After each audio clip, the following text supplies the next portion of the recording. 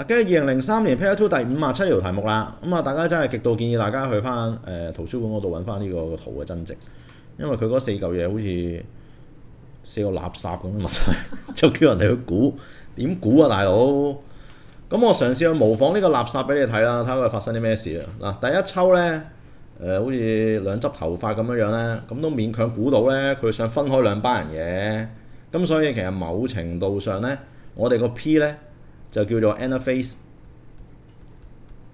咁中文同學叫做後期，咁呢一個呢，都可以估到嘅，合理嘅。嗱 Q 嗰個呢已經唔知乜嚟㗎啦 ，R 嗰個亦都唔知乜嚟嘅。咁 S 嗰個呢就最蒙嘅，嗱最蒙嗰個呢我都估到啲，最蒙嗰個呢 S 呢，我哋估到佢應該係 interface， 即係啱開波間期。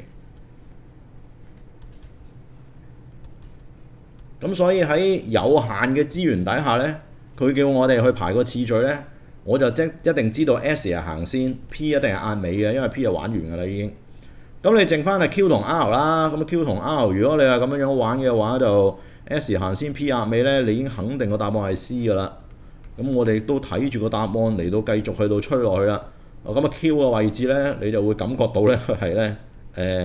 prophase 嘅係前期嘅。咁我哋係馬後炮咁講啦，就因為你見到啲 chromosome 咧短咗同埋 thicken 咗嘅，雖然唔知點解睇得到。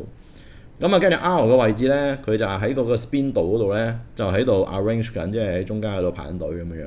咁但係呢兩個好抽象，唔知點睇到。但係你知道頭尾已經圈到個 C cat 㗎啦已經。